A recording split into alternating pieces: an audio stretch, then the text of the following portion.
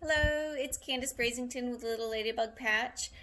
So I'm about to add another video to my small home, living in a small home playlist.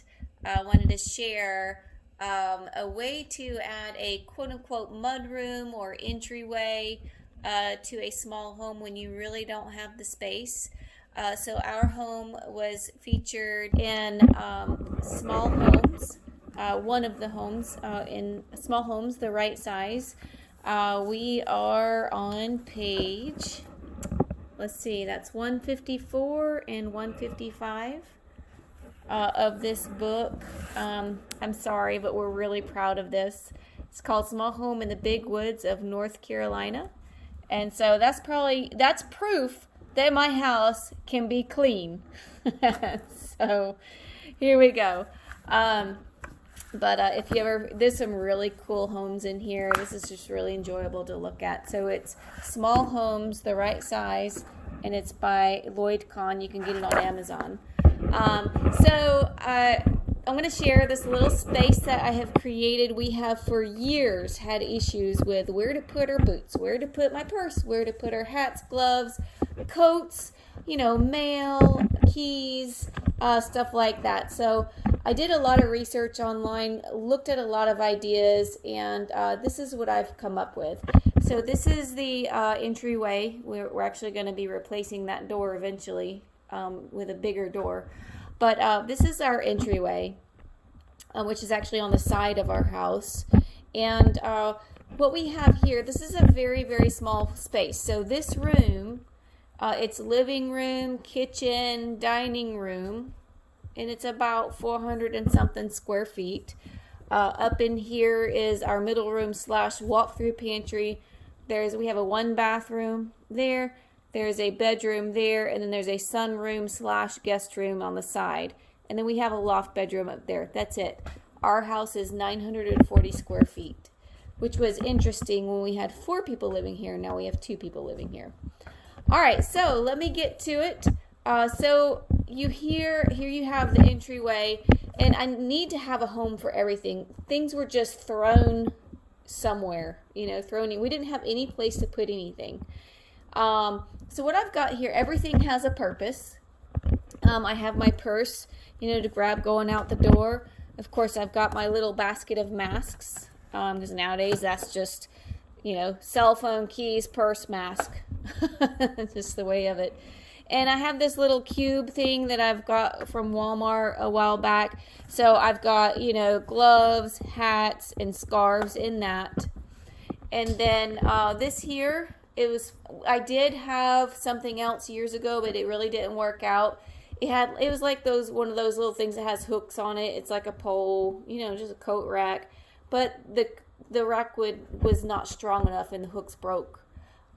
So this worked perfectly. I had to measure everything out.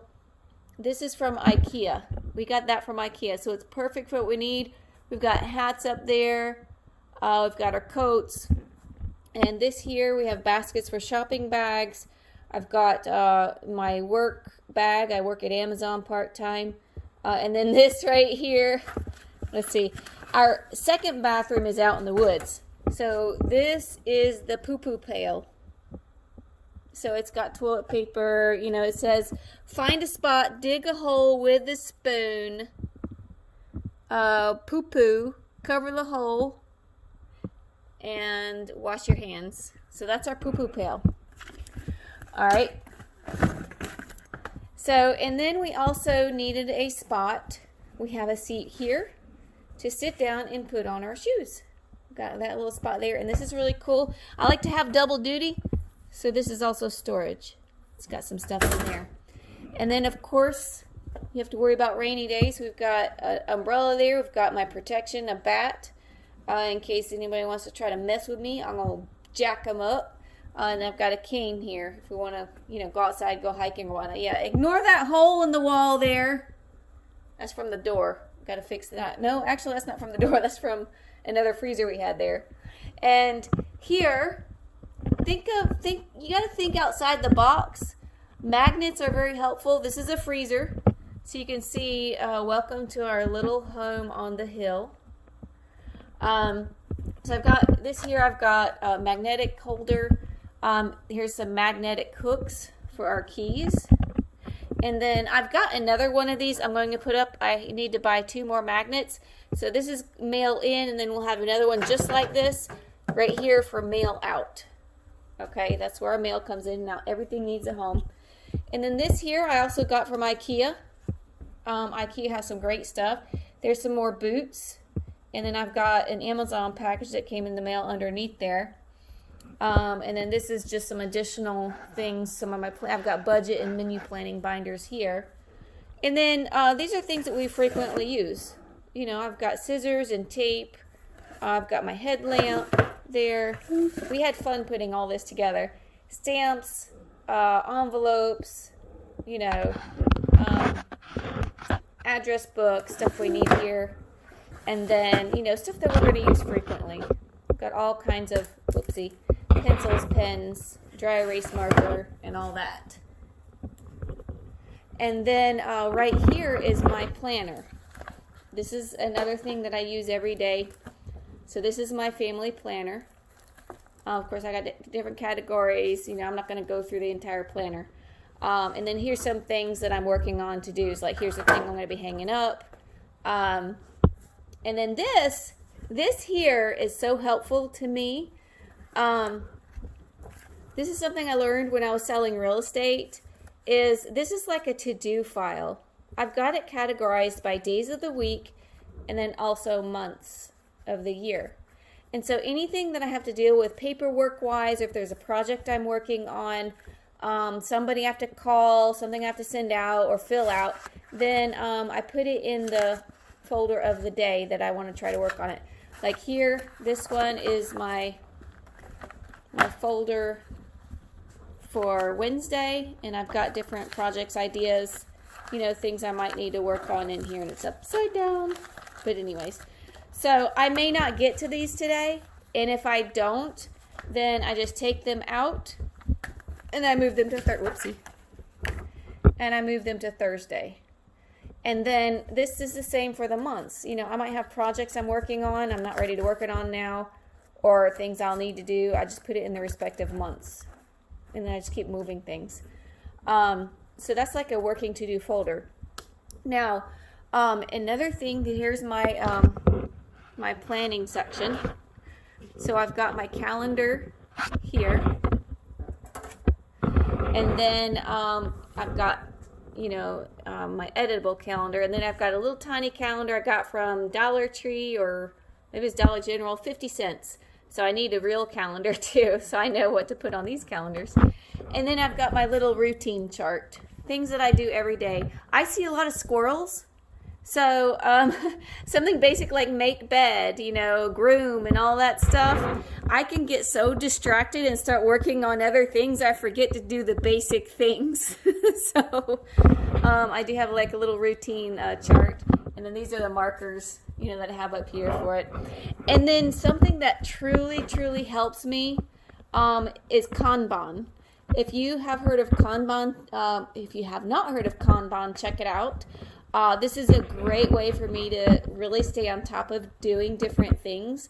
My brain just is an idea generator. There's so many things I want to do. There's so many things I need to do, and I can just it can get lost in the fray, or it can get maybe not done. So this really helps me keep organized. And you kind of modify it how you want to do it.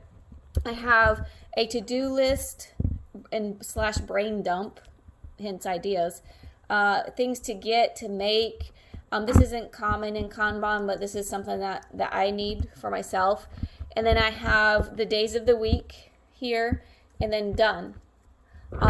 So the basic Kanban is to do, work in progress, doing, and done.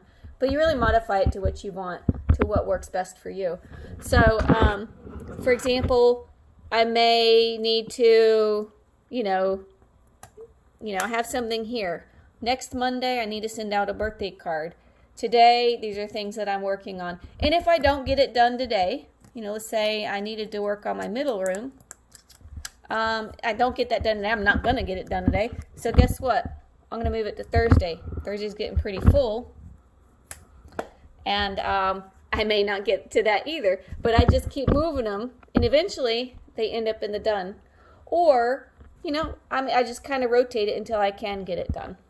Now, what I did, the way I made these, was I used to teach school, and I had someone was going to throw out a bunch of laminated, phonics